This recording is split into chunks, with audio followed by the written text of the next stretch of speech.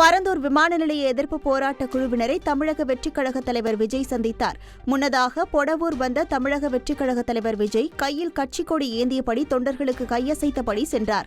திறந்த வாகனத்தில் எழுந்து நின்று பயணித்த அவருக்கு தொண்டர்கள் கட்சி துண்டை பரிசளித்தனர். அதை பெற்றுக்கொண்ட விஜய் உடனடியாக கட்சி துண்டை கழுத்தில் அணிந்து கொண்டார்.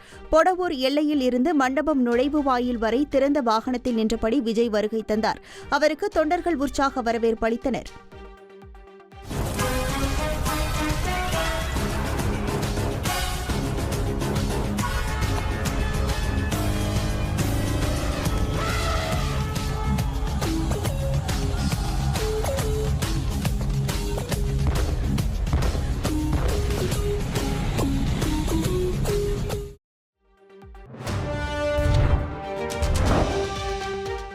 ஏகனாபுரம் ஊருக்குள் சென்று நான் மக்களை சந்திக்க அரசு எதற்கு தடை விதித்தது என்பது புரியவில்லை என தவிக தலைவர் விஜய் ஆதங்கம் தெரிவித்தார். பரந்தூர் மண்டபம் முன் தொண்டர்களிடையே உரையாற்றிய அவர் ஊருக்குள் வந்து மக்களை சந்திக்க நினைத்ததாகவும் அதற்கு அனுமதி வழங்கப்படவில்லை என்றும் கூறினார். நம்பிக்கையோடு இருங்கள், நல்லது நடக்கும் என்றும் அவர் தெரிவித்தார்.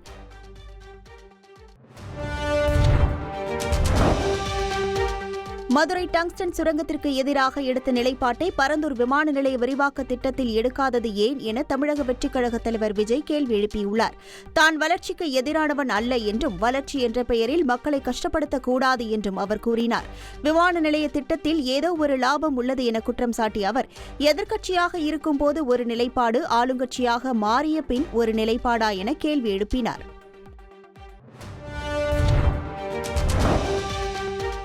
தங்களது கிராமத்தை காப்பாற்றுவேன் என தாவேக தலைவர் விஜய் தன்னிடம் உறுதியளித்ததாக சிறுவன் ராகுல் தெரிவித்துள்ளான். தான் அழகாக பேசியதாக வாழ்த்து கூறி தாவேகவின் கட்சி துண்டை தனக்கு விஜய் அணிவித்ததாக கூறிய ராகுல் தங்கள் கிராமத்தை காப்பாற்றித் தருவதாக விஜய் உறுதியளித்ததாக தெரிவித்தார். விஜய் எனக்கு ரொம்ப பிடிக்கும். விஜய் அண்ணா இந்த மாதிரி நான் ரொம்ப அருமையாக பேசிக்கிற பேட்டியில் அப்படின்னு சொன்னார். எனக்கு அவர் சொல்ல எனக்கு ரொம்ப மகிழ்ச்சியாக இருந்தது. உங்கள் கிராமத்தை பற்றி நீ அவர்கிட்ட சொன்னியா? நீ சொன்னதுக்கு அவர் என்ன சொன்னார்? நான் சொன்னதுக்கு உன் கூட இருந்து நான் துணையாக இருந்து நான் உங்கள் கிராமத்தை காப்பாற்றி தரேன் அப்படின்னு சொன்னேன்.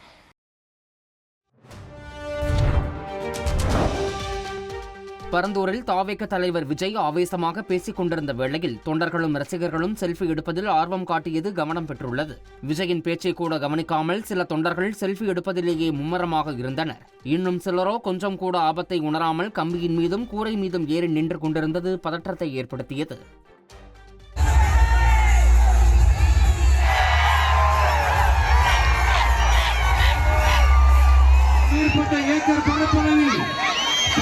நீர்நிலைகளை அடிச்சு வளர்ச்சிக்கு எதிரானவா அப்படின்னு சொல்லி ஒரு கதையை கட்டி ஆரம்பிச்சிருவாங்க.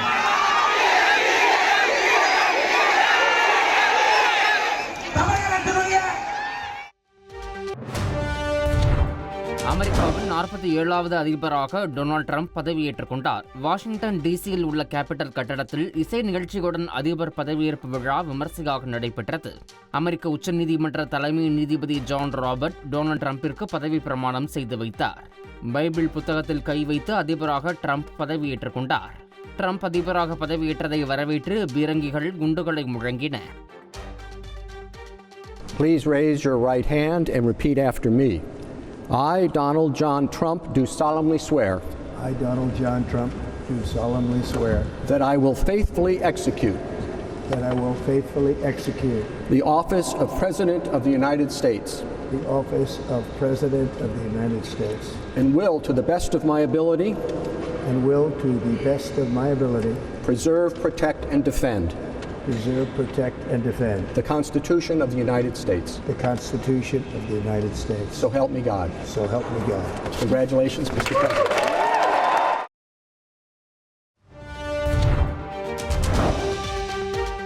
தென் எல்லைகளில் தேசிய அளவிலான எமர்ஜென்சியை பிரகடனப்படுத்துவதாக ட்ரம்ப் அறிவித்தார். அமெரிக்காவில் சட்டவிரோத குடியேற்றம் உடனடியாக தடுத்து நிறுத்தப்படும் என்றும் சட்டவிரோதமாக வந்தவர்கள் திருப்பி அனுப்பப்படுவார்கள் எனவும் அவர் கூறினார். இறக்குமதி வரியை கூட்டுவதன் மூலம் அமெரிக்க கஜானாவை நிரப்ப உள்ளதாகவும் பணவீக்கத்தை குறைக்க அரசு இயந்திரத்தை முடுக்கிவிடுவதாகவும் ட்ரம்ப் தெரிவித்தார்.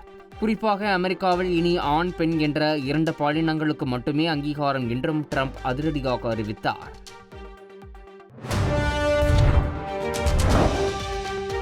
ட்ரம்ப் பதவியேற்பு விழாவில் பல்வேறு உலக நாடுகளைச் சேர்ந்த தலைவர்கள் பங்கேற்றனர். இந்தியா சார்பில் கலந்து கொண்ட மத்திய வெளியுறவுத்துறை அமைச்சர் ஜெய்சங்கர் முன்வரிசையில் முதல் ஆளாக அமர்ந்திருந்தார். George Bush, Barack Obama, Joe Biden உள்ளிட்ட முன்னாள் அமெரிக்க அதிபர்களும், Elon Musk, Mark Zuckerberg, Mukesh Ambani உள்ளிட்ட தொழிலதிபர்களும், ஆல்பாபெட் CEO சுந்தர் பிச்சை உள்ளிட்டோரும் கலந்து கொண்டனர்.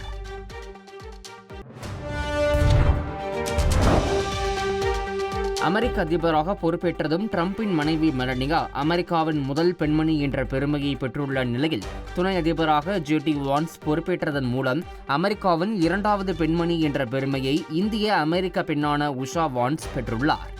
இந்திய வம்சாவளியைச் சேர்ந்த இவர் ஆந்திர மாநிலத்தை பூர்வீகமாக கொண்டவர் என்பதும், இவரது பெற்றோர்கள் 1980களில் அமெரிக்காவில் குடிபெயர்ந்ததும் குறிப்பிடத்தக்கது.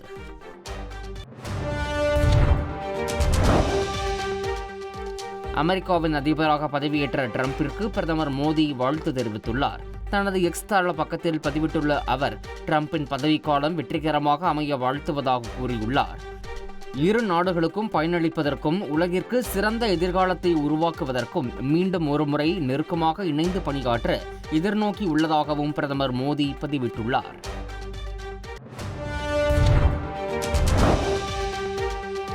அமெரிக்க அதிபராக பொறுப்பேற்கும் டொனால்டு ட்ரம்பிற்கு ரஷ்ய அதிபர் புதின் வாழ்த்து தெரிவித்துள்ளார். ரஷ்ய பாதுகாப்பு கவுன்சில் கூட்டத்தில் கலந்து கொண்டு பேசிய புதின் ட்ரம்பிற்கு வாழ்த்து தெரிவித்துள்ளார். ட்ரம்ப் தலைமையேற்றதைத் தொடர்ந்து அமெரிக்காவுடன் உக்ரைன் விவகாரம், அணு ஆயுதம் குறித்த பேச்சுவார்த்தைக்கு ரஷ்யா தயாராக இருப்பதாகவும் அவர் குறிப்பிட்டார்.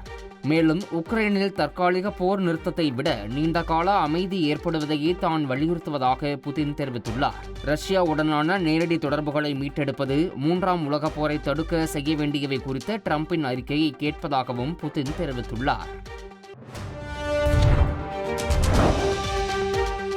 ஈரோடு இடைத்தேர்தலில் கர்நாடக மாநிலத்தைச் சேர்ந்த பெண்ணின் வேட்புமனு நீண்ட ஆலோசனைக்கு பிறகு நிராகரிக்கப்பட்டது. பத்மாவதி என்பவர் சுயேட்சையாக வேட்புமனு தாக்கல் செய்திருந்த நிலையில் அவருக்கு கர்நாடகாவில்தான் வாக்காளர் அடையாள அட்டை இருப்பதாகவும், தமிழகத்தில் இல்லாதபோது அவருடைய வேட்புமனு ஏற்றுக்கொள்ளப்பட்டது தவறு எனவும் மற்றொரு சுயேட்சை வேட்பாளரான அக்னி ஆழ்வார் என்பவர் கேள்வி எழுப்பினார்.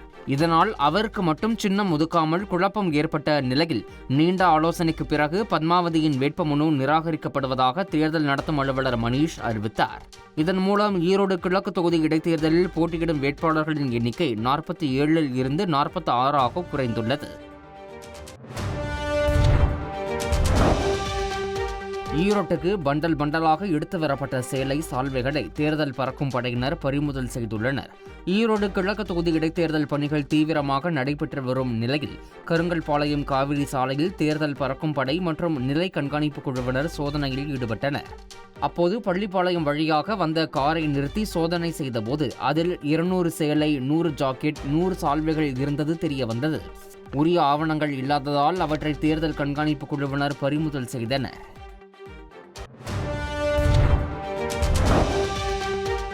விடுதலை புலிகள் தலைவர் பிரபாகரனின் புகைப்படத்தில் சீமானின் படத்தை இணைத்து தர சொன்னதாகவும் அதற்கு மறுப்பு தெரிவித்ததாகவும் புதுச்சேரி நாம் தமிழர் கட்சியின் முன்னாள் ஒருங்கிணைப்பாளர் அருமைதாசன் தெரிவித்துள்ளார். பிரபாகரனுடன் சந்தித்திருந்தாலும் அங்கு எடுத்த புகைப்படம் இது இல்லை என்றும் விளக்கமளித்துள்ளார்.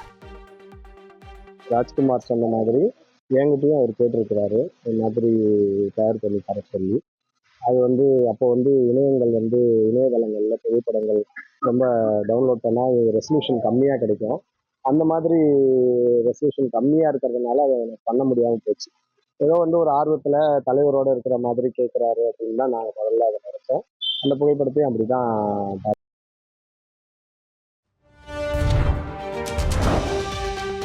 விடுதலை புலிகள் தலைவர் பிரபாகரனுடன் இருப்பது போன்று புகைப்படத்தை எடிட் செய்து ஏமாற்றியதாக நாம் தமிழர் கட்சியின் ஒருங்கிணைப்பாளர் சீமான் மீது புகார் அளிக்கப்பட்டுள்ளது. தமிழக காவல்துறை DGP மற்றும் மதுரை மாநகர காவல்துறை ஆணையரிடம் வழக்கறிஞர் ஒருவர் அளித்த புகாரில் எடிட் செய்த புகைப்பட மோசடி மூலம் தமிழ் மக்களை ஏமாற்றி பல கோடிகளை திரட்டி சீமான் அரசியல் செய்து வருவதாக குறிப்பிடப்பட்டுள்ளது. இதனையடுத்து சீமான் போலியான புகைப்படத்தை உருவாக்கிய இயக்குனர் சங்ககிரி ராஜ்குமார் மற்றும் செங்கோட்டையன் ஆகியோர் மீது நடவடிக்கை எடுக்க வலியுறுத்தியுள்ளார்.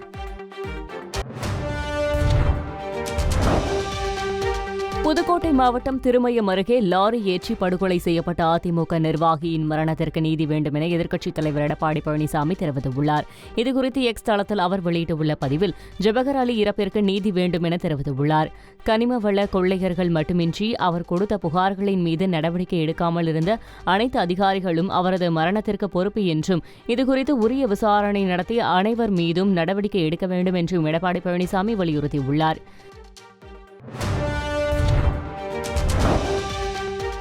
புதுக்கோட்டை அதிமுக நிர்வாகி ஜபகர் அலி கொலை வழக்கில் எதிர்க்கட்சித் தலைவர் எடப்பாடி பழனிசாமி அவசரப்படுவது ஏன் என அமைச்சர் ரகுபதி கேள்வி எழுப்பியுள்ளார்.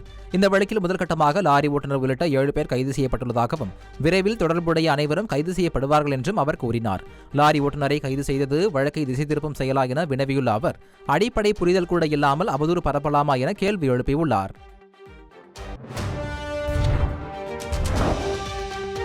புதுக்கோட்டை அதிமுக முன்னாள் கவுன்சிலரும் சமூக ஆர்வலருமான ஜஹபர் அலி லாரி ஏற்றி படுகொலை செய்யப்பட்ட வழக்கில் கைதான கல்குவாரி உரிமையாளர் உட்பட 4 பேரை பிப்ரவரி 3ஆம் தேதி வரை காவலில் வைக்க நீதிமன்றம் உத்தரவிட்டுள்ளது.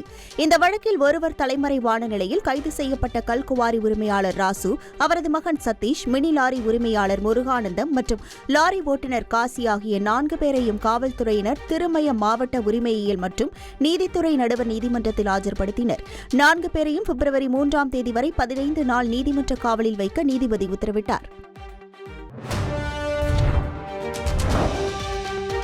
அதிமுக பாஜக கள்ள கூட்டணியை நொடிக்கொரு முறை இந்த நாட்டுக்கு நிரூபித்துக் கொண்டே இருக்கிறார்கள் என்று அமைச்சர் எஸ். சிவசங்கர் விமர்சித்துள்ளார். இதுகுறித்து எக்ஸ் தளத்தில் அவர் வெளியிட்டுள்ள பதிவில் சமூக ஆர்வலர் ஜகபர் அலி மரணம் தொடர்பாக தமிழக பாஜக தலைவர் அண்ணாமலையும் அதிமுக பொதுச் செயலாளர் எடப்பாடி பழனிசாமியும் ஒரே வரிகளை எக்ஸ் தளத்தில் பதிவிட்டுள்ளார்கள் என்று குறிப்பிட்டுள்ளார். டெல்லியில் இருந்து பாஜக மேலிடம் அண்ணாமலைக்கு எழுதி கொடுத்த பதிவை அப்படியே நகலெடுத்து வெளியிடும் அளவிற்கு எடப்பாடி பழனிசாமி மாறிவிட்டார் என்றும் அவர் குறிப்பிட்டுள்ளார்.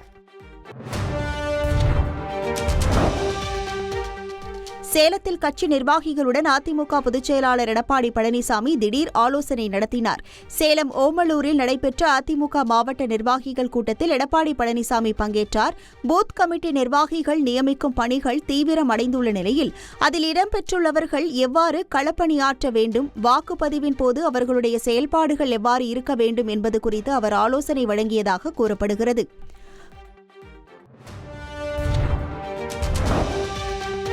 தென் தமிழகத்தில் வரும் 23ஆம் தேதி வரை ஓரிரு இடங்களில் மழைக்கு வாய்ப்புள்ளதாக வானிலை ஆய்வு மையம் தெரிவித்துள்ளது.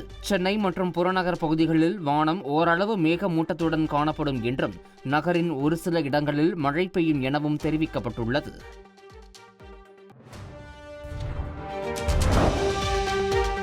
மெரினா கடற்கரையை குப்பை கூளமாக்கியது குறித்து கேள்வி எழுப்பிய பசுமை தீர்ப்பாயம் காணும் பொங்கல் விடுமுறையை ரத்து செய்ய அரசுக்கு பரிந்துரைக்கவுள்ளதாக எச்சரிக்கை விடுத்துள்ளது. காணும் பொங்கல் தினத்தன்று மெரினா கடற்கரையை குப்பை கூளமாக்கிய விவகாரம் தொடர்பாக தென்மண்டல தேசிய பசுமை தீர்ப்பாயம் தாமாக முன்வந்து வழக்கை விசாரணைக்கு எடுத்தது. அப்போது குப்பை கொட்டுபவர்களுக்கு உடனடி அபராதம் விதிக்கும் வகையில் சிறப்பு படைகள் அமைக்க வலியுறுத்திய தீர்ப்பாயம் இது சம்பந்தமாக விளக்கமளிக்கும்படி சென்னை மாநகராட்சி மாசு கட்டுப்பாட்டு வாரியத்திற்கு உத்தரவிட்டது.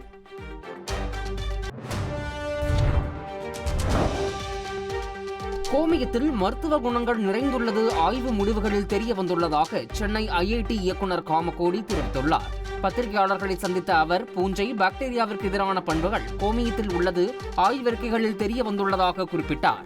மேலும் சில பண்டிகைகளில் கோமியம் கடந்த பஞ்சகவியம் என்ற பொருளை தான் சாப்பிட்டுள்ளதாகவும் அவர் தெரிவித்தார்.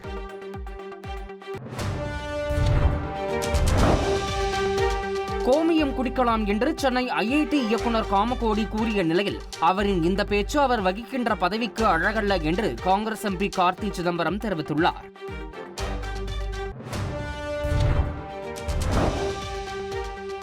கேரளாவில் காதலனுக்கு கசாயத்தில் விஷம் வைத்து கொலை செய்த வழக்கில் இளம்பெண்ணுக்கு தூக்கு தண்டனை விதித்து கேரள நீதிமன்றம் அதிரடி தீர்ப்பு அளித்துள்ளது. கிரீஷ்மா என்ற இளம்பெண் கடந்த 2022ஆம் ஆண்டு அக்டோபர் 14ஆம் தேதி காதலன் ஷாரோனை வீட்டிற்கு அழைத்து வந்து விஷம் கலந்த கஷாயத்தை கொடுத்து கொலை செய்தார். இந்த வழக்கு நெய்யாற்றின் கரை செஷன்ஸ் நீதிமன்றத்தில் நடைபெற்று வந்த நிலையில் விசாரணை முடிந்து தீர்ப்பளிக்கப்பட்டது. அதில் காதலனை கொலை செய்த இளம்பெண்ணுக்கு தூக்கு தண்டனை விதித்து நீதிபதி AM பஷீர் உத்தரவிட்டார்.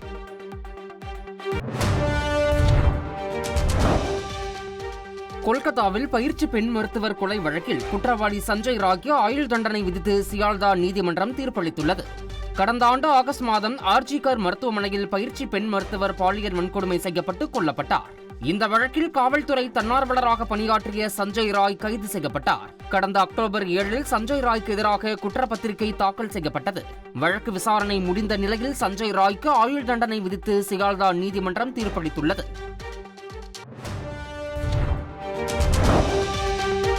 அமித்ஷாவை கொலை வழக்கில் குற்றம் சாட்டப்பட்டவர் என விமர்சித்த விவகாரத்தில் ராகுல் காந்திக்கு எதிரான அவதூறு வழக்கு விசாரணைக்கு உச்சநீதிமன்றம் இடைக்கால தடை விதித்தது. ராகுல் காந்தியின் மனுவுக்கு பதிலளிக்க ஜார்க்கண்ட் அரசுக்கும் புகார்தாரர் நவீன் ஜாவுக்கும் உச்சநீதிமன்றம் உத்தரவிட்டுள்ளது. 2018 நடைபெற்ற காங்கிரஸ் மாநாட்டில் அமித்ஷாவை கொலை வழக்கில் குற்றம் சாட்டப்பட்டவர் பாஜகவின் தலைவராக இருப்பதாக ராகுல் காந்தி பேசியிருந்தது குறிப்பிடத்தக்கது.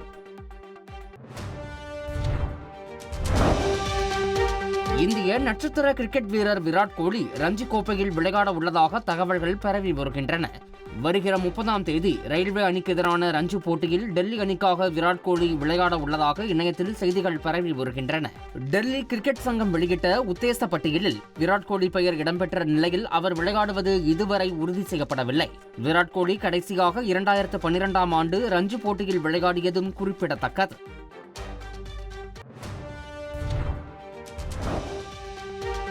ரஞ்சி கோப்பைக்கான மும்பை அணியில் இந்திய கிரிக்கெட் அணியின் கேப்டன் ரோஹித் சர்மா இடம் பிடித்துள்ளார். வருகிற 23ஆம் தேதி ஜம்மு காஷ்மீருக்கு எதிராக தொடங்கும் முதல் போட்டியில் ரஹானே தலைமையிலான மும்பை அணி அறிவிக்கப்பட்டுள்ளது. இதில் தேசிய அணிக்காக விளையாடும் யசஸ்வி ஜெய்ஸ்வால், ஸ்ரேயஸ் ஐயர், சிவம் தூபே, ஷர்துல் தாகூர் இடம் பிடித்துள்ளனர். சுமார் 10 வருடங்களுக்கு பிறகு கேப்டன் ரோஹித் சர்மா ரஞ்சி கோப்பை போட்டிகளில் விளையாட உள்ளார். முன்னாள் முதல்வர் ஜெயலலிதா மரணம் தொடர்பான ஆறுமுகசாமி ஆணைய அறிக்கையில் அதிமுக முன்னாள் அமைச்சர் விஜயபாஸ்கரின் பெயர் இடம்பெற்றுள்ள விவரங்களை ரத்து செய்து மெட்ராஸ் உயர்நீதிமன்ற மதுரை அமர்வு உத்தரவு பிறப்பித்துள்ளது. தன் மீது எந்தவித அடிப்படையும் இல்லாமல் கருத்துக்கள் தெரிவிக்கப்பட்டிருப்பதாக விஜயபாஸ்கர் தனது மனுவில் குறிப்பிட்டிருந்தார். இந்த மனுவை ஏற்கனவே விசாரித்த நீதிமன்றம் விசாரணை அறிக்கையில் விஜயபாஸ்கரின் பெயர் இடம்பெற்றுள்ள பத்திகளை பயன்படுத்த இடைக்கால தடை விதித்து உத்தரவிட்டிருந்த நிலையில் தற்போது அந்த விவரங்களை முழுமையாக ரத்து செய்து உத்தரவிட்டுள்ளது.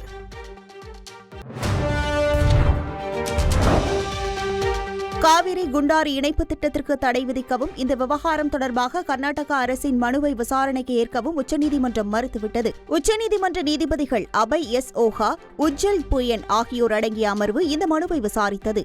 காவிரி குண்டாறு இணைப்பு திட்டத்திற்கு மத்திய அரசு ஒப்புதல் அளிக்காததை தொடர்ந்து இந்த மனுவை தற்போது விசாரிக்க வேண்டிய அவசியம் இல்லை என கூறிய நீதிபதிகள் கர்நாடக அரசின் இடையீட்டு மனுவை தள்ளுபடி செய்தனர்.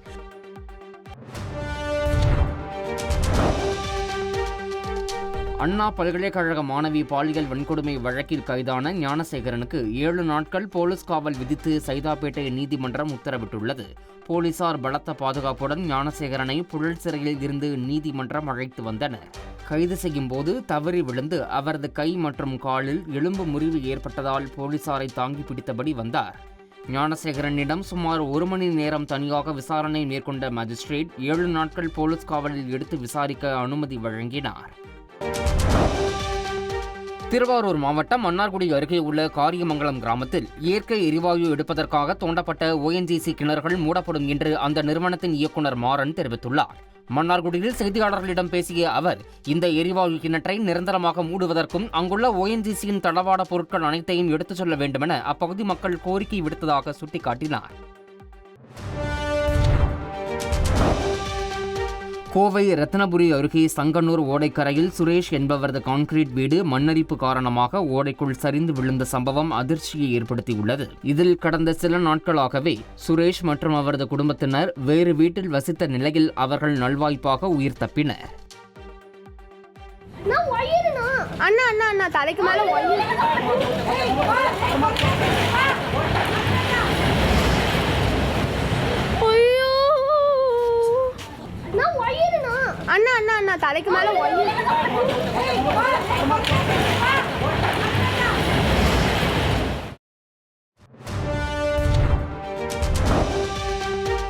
தமிழகத்தில் நிறுவனங்களின் தலைமை நிர்வாகிகளை குறிவைத்து சைபர் மோசடி நடப்பதாக போலீசார் எச்சரித்துள்ளனர்.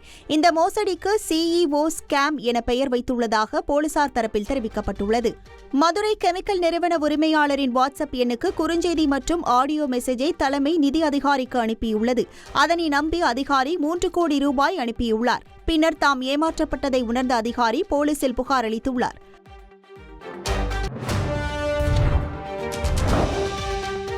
விழுப்புரம் மாவட்டம் விக்கிரவாண்டியில் உள்ள தனியார் பள்ளியில் எல்கேஜி மாணவி கழிவுநீர் தொட்டியில் தவறி விழுந்து உயிரிழந்த சம்பவம் பரபரப்பை ஏற்படுத்திய நிலையில் மீண்டும் போலீஸ் பாதுகாப்புடன் பள்ளி இயங்கத் தொடங்கியது. தங்கள் குழந்தைகளுக்கு பள்ளியில் ஏற்பாடு செய்துள்ள பாதுகாப்பு ஏற்பாடுகள் குறித்து பள்ளி நிர்வாகம் விளக்கமளிக்க வேண்டும் என பள்ளியை பெற்றோர்கள் முற்றுகையிட்டனர். உயிரிழந்த குழந்தையின் பெற்றோர் பள்ளி வளாகத்தில் வாக்குவாதத்தில் ஈடுபட்டனர்.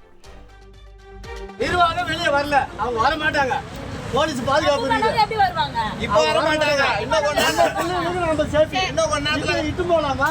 4 மணிக்கு மேல வெளிய வர மாட்டாங்க. இப்போ உள்ளங்கறாங்க 4 மணிக்கு. இப்போ யாருமே வர மாட்டாங்க. இன்னும் கொஞ்ச நேரத்துல கலெக்டர் வருவாரு. அதுக்கு அப்புறம் சிஇஓ வருவாரு. எல்லாரும் அதுக்கு அப்புறம் வந்ததுக்கு அப்புறம் தான் பேசுவாங்க இவங்க நிர்வாகம். நெல்லை மாவட்டம் அம்பை அருகே கடந்த 5 நாட்களாக மேற்கு தொடர்ச்சி மலையில் கனமழை பெய்து வருவதால் மணிமுத்தாறு அருவியில் கடும் வெள்ளப்பெருக்கு ஏற்பட்டது. இதனால் பாதுகாப்பு கருதி அருவியில் குளிக்க 5வது நாளாக வனத்துறையினர் தடை விதித்தனர்.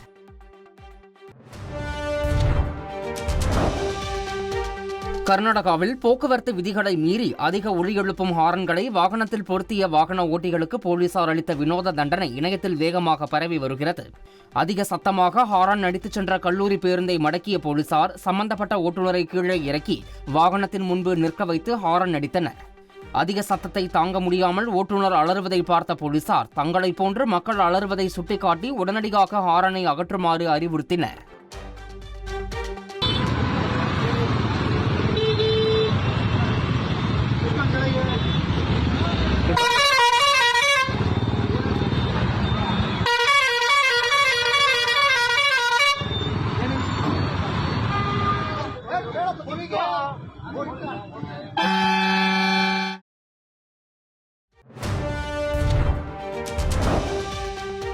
போரால் உருக்குலைந்த காசாவில் கட்டப்பட்ட இடிபாடுகளில் 10,000 சடலங்கள் புதைந்திருக்கலாம் என அஞ்சுவதாக பாலஸ்தீன குடிமை பாதுகாப்புத்துறை தெரிவித்துள்ளது. காசாவில் போர் நிறுத்தம் அமலுக்கு வந்ததைத் தொடர்ந்து வான்வழி தாக்குதல்களால் தரைமட்டமான கட்டடங்களில் மீட்பு பணி தொடங்கியிருக்கிறது. இஸ்ரேலின் தாக்குதலில் காசாவில் 46,900 பேர் கொல்லப்பட்டிருப்பதாக கூறியுள்ள காசா சுகாதார அமைச்சகம் ஆயிரக்கணக்கான சடலங்கள் இன்னும் மீட்கப்படாமல் இருப்பதாக குறிப்பிட்டுள்ளது. காணாமல் போன 10,000த்திற்கும் மேற்பட்டோர் கட்டட சிதிலங்களில் இருக்கக்கூடும் எனவும் தெரிவிக்கப்பட்டுள்ளது.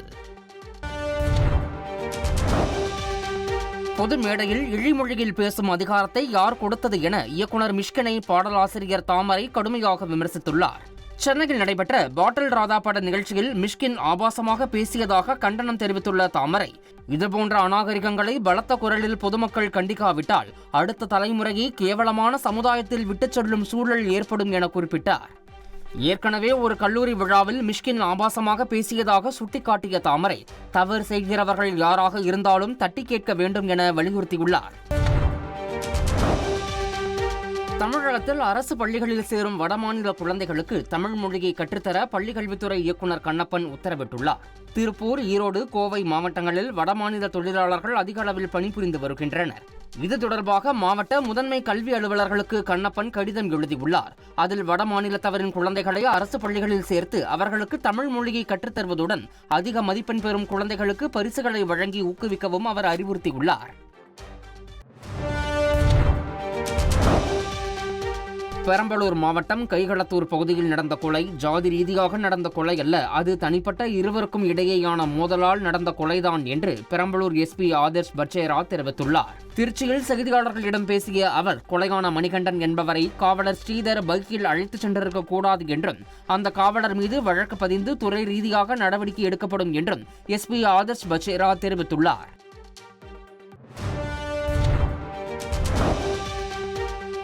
சென்னையில் ஆமைகள் இறப்பிற்கு காரைக்கால் விசைப்படகுகளே காரணம் என பரபரப்பு குற்றச்சாட்டு எழுந்துள்ளது. காசிமேடு, பட்டினப்பாக்கம், பனையூர் பகுதிகளிலும் ஆமைகள் கரை ஒதுங்கியது தொடர்பாக காசிமேட்டில் மீனவர்களுடன் மீன்வளத்துறை அதிகாரிகள், கடலோர காவல் படையினர் ஆலோசனை நடத்தினர். இதில் அதிவேக இன்ஜின் திறன் கொண்டு ஆழ்கடல் மற்றும் கரைகளில் மீன் பிடிப்பதால் தான் ஆமைகள் இறப்பதாக மீனவர்கள் குற்றம் சாட்டினர்.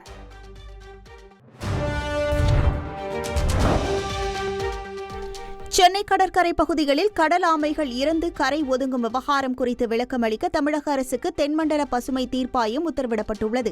இது தொடர்பாக தாமாக முன்வந்து வழக்கை விசாரணைக்கு எடுத்த தென்மண்டல பசுமை தீர்ப்பாயம் இதற்கு யார் பொறுப்பு என்றும் மீனவர்கள் பயன்படுத்தும் ஒரு குறிப்பிட்ட வலைதான் இதற்கு காரணம் என கூறப்படுவதாகவும் தெரிவித்தது.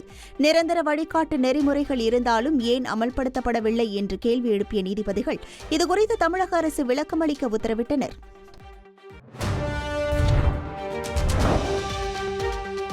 சென்னையில் கட்டுமான நிறுவனர் உரிமையாளர் மீது தாக்குதல் நடத்தப்பட்டது தொடர்பாக விசிக நிர்வாகி உட்பட 5 பேரை போலீசார் கைது செய்தனர்.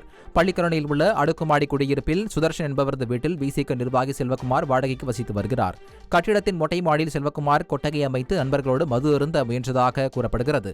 இதற்கு கட்டுமான நிறுவன உரிமையாளர் கமலஹாசன் எதிர்ப்பு தெரிவித்த நிலையில் செல்வகுமார் தனது நண்பர்களுடன் சேர்ந்து தாக்கியதாக புகார் அளிக்கப்பட்டது.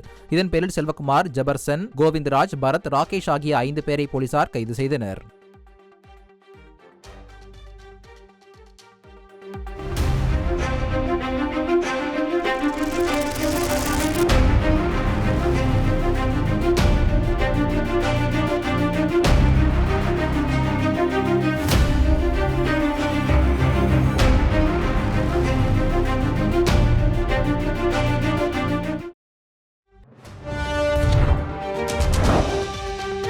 திருவண்ணாமலையில் அண்ணாமலையார் கோவிலில் 3 கிலோ எடையுள்ள தங்க நகைகளை அணிந்து வந்து சுவாமி தரிசனம் செய்த பக்தர் அனைவரையும் திரும்பி பார்க்க வைத்தார்.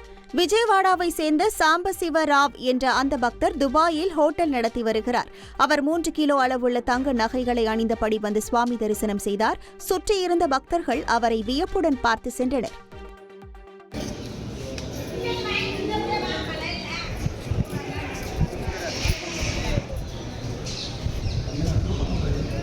அதுக்கப்புறம் ஒரு 2 நிமிஷம் பார்த்துருவோமே.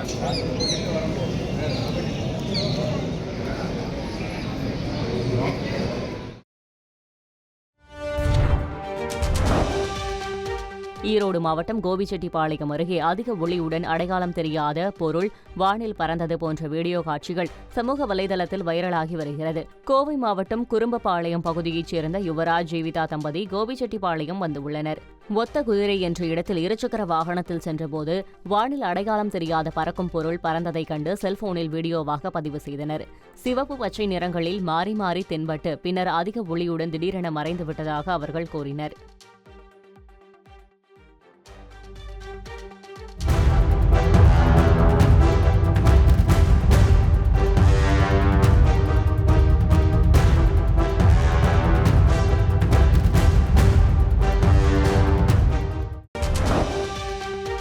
சேலம் அரசு மருத்துவமனை மகப்பேறு சிகிச்சை பிரிவில் குடிநீர் வசதி இல்லாமல் மிகவும் அவதிப்படுவதாக கர்ப்பிணி பெண்கள் வேதனை தெரிவித்துள்ளனர்.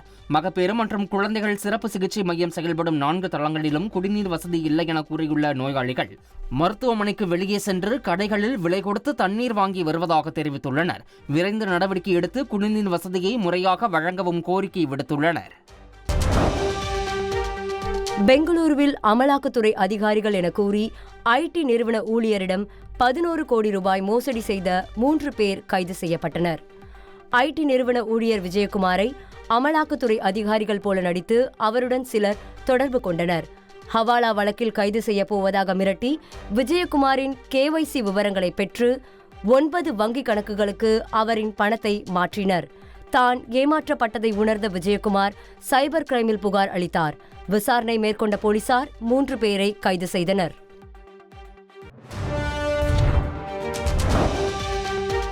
IPL-இல் லக்னோ அணியின் கேப்டனாக ரிஷப் பண்ட் நியமிக்கப்பட்டுள்ளார். IPL மெகா ஏலத்தில் லக்னோ அணியால் 27 கோடி ரூபாய்க்கு ஏலம் எடுக்கப்பட்ட ரிஷப் பண்ட் IPL வரலாற்றில் அதிகபட்ச தொகைக்கு ஏலம் எடுக்கப்பட்ட வீரர் என்ற சாதனையை படைத்தார். கடந்த 3 சீசன்களில் லக்னோ கேப்டனாக இருந்த KL ராகுல் விடுவிக்கப்பட்ட நிலையில் புதிய கேப்டனாக ரிஷப் பண்ட் தேர்வு செய்யப்பட்டுள்ளார். அடுத்த 10 ஆண்டுகளில் IPL-இல் சிறந்த கேப்டன்கள் வரிசையில் தோனி, ரோஹித்துடன் பண்ட் இணைவார் என அணியின் உரிமையாளர் சஞ்சீவ் கோயன்கா நம்பிக்கை தெரிவித்தார். நாமக்கல் அருகே மதுவில் ஆசிட் கலந்து கொடுத்து 2 பேரை கொன்ற வழக்கில் 2 ஆயுள் தண்டனை விதிக்கப்பட்டுள்ளது. இருக்கூர் சுப்பையாபாளையம் கிராமத்தைச் சேர்ந்த ஆறுமுகம் 2019-இல் வார்டு உறுப்பினரான தனது மனைவிக்கு துணைத் தலைவர் பதவியை பெற்றுத்தர முயற்சித்துள்ளார். இதற்காக அதே ஊரில் மற்றொரு வார்டு உறுப்பினரின் கணவரான செந்தில்குமாரிடம் அவர் பேசியுள்ளார். ஆனால் துணைத் தலைவர் பதவியை விட்டுக் கொடுக்க செந்தில்குமார் சம்மதிக்கவில்லை என கூறப்படுகிறது. இதனால் ஆத்திரமடைந்த ஆறுமுகம் செந்தில்குமார் மற்றும் அவரது நண்பர் தியாகராஜன் ஆகியோருக்கு மதுவில் ஆசிட் கலந்து கொடுத்து கொலை செய்தார். இந்த வழக்கில் குற்றவாளி ஆறுமுகத்திற்கும் உடந்தையாக இருந்த சரவணனுக்கும் 3 ஆயுள் தண்டனை விதித்து கூடுதல் அமர்வு நீதிமன்றம் தீர்ப்பளித்துள்ளது.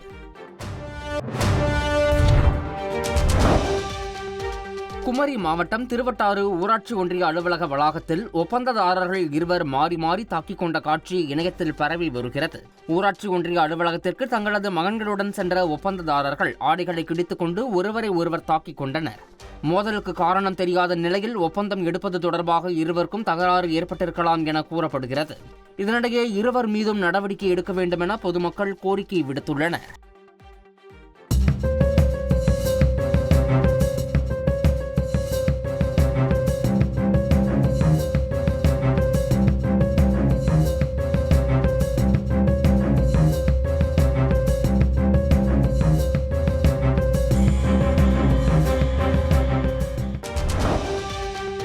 நீலகிரி மாவட்டம் கூடலூர் பழைய பேருந்து நிலையம் அருகே டிப்பர் லாரி டயரில் விழுந்த இருசக்கர வாகன ஓட்டி நல்வாய்ப்பாக நூல் இழையில் உயிர் தப்பினார்.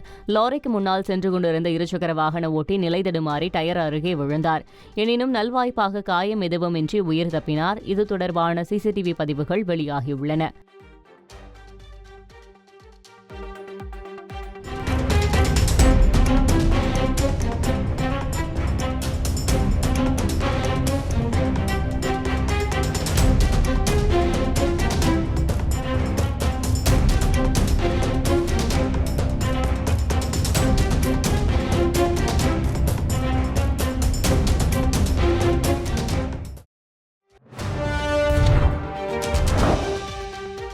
திருவாரூர் நகராட்சியுடன் தங்களது கிராமங்களை இணைக்க எதிர்ப்பு தெரிவித்து ஏராளமான கிராம மக்கள் காத்திருப்பு போராட்டத்தில் ஈடுபட்டனர்.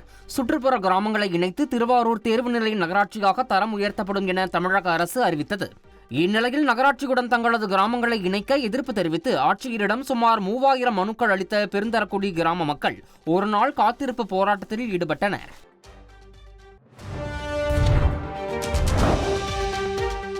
உதகை அருகே காவல் நிலையத்தில் நிறுத்தியிருந்த வாகனத்தில் கியர் பாக்ஸ் உள்ளிட்ட உதிரி பாகங்கள் திருடப்பட்டிருப்பதாக எஸ்பி அலுவலகத்தில் புகார் அளிக்கப்பட்டுள்ளது.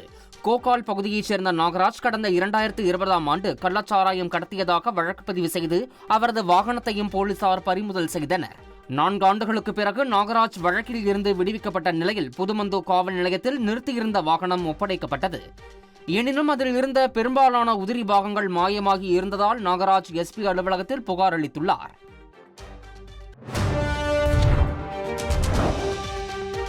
ராஜஸ்தான் மாநிலம் அஜ்மீரில் பிச்சைக்காரர் ஒருவர் தான் யாசகம் பெற்ற பணத்தை வைத்தே ஐபோன் வாங்கியுள்ள சம்பவம் ஆச்சரியத்தை ஏற்படுத்தியுள்ளது. கட்மால் என்ற அந்த யாசகர் தற்போது கையில் 1,70,000 ரூபாய் மதிப்பிலான ஐபோன் 16 ப்ரோ மேக்ஸை வைத்துக் கொண்டு ஸ்டைலாக பிச்சை எடுத்து வருகிறார். இதை அனைவரும் ஆச்சரியத்துடன் பார்த்து செல்கின்றனர். 16 प्रो मैक्स होगा और तुम्हारा भाई बूस्टर तो खुद देखते ही रह गया भाई, ये उसके मुंह से सुन लो। कौन सा है नाम क्या तुम्हारा? My name is Shanu Shaikh. कहां से? यहीं से हो? यस। कौन सा फोन है तुम्हारा? IPhone 16 pro max. कितने का लिया?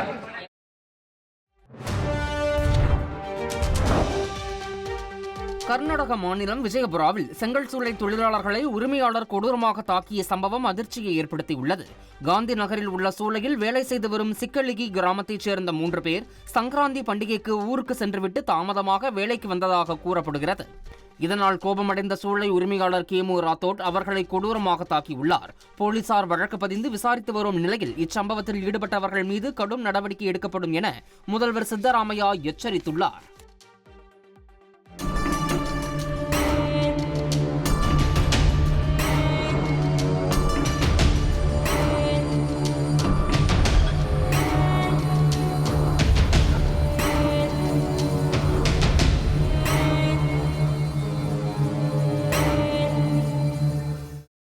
தைவானின் தெற்கு பகுதியில் பயங்கர நிலநடுக்கம் ஏற்பட்டது. ரிக்டர் அளவுகோலில் 6.4 பதிவான இந்த நிலநடுக்கத்தால் கட்டிடங்கள் குலுங்கின. நிலநடுக்கம் உணரப்பட்டபோது தைவானில் உள்ள ஒரு பாரில் பொருட்கள் அசைவதும் மின் விளக்குகள் ஆட்டம் காண்பதும் அங்குள்ள சிசிடிவி கேமராவில் பதிவாகியுள்ளன. ஆனால் எந்த சலனமும் இல்லாமல் வாடிக்கையாளர்கள் உணவு மற்றும் பானங்கள் ஆர்டர் செய்த காட்சியும் அதில் பதிவாகியுள்ளது.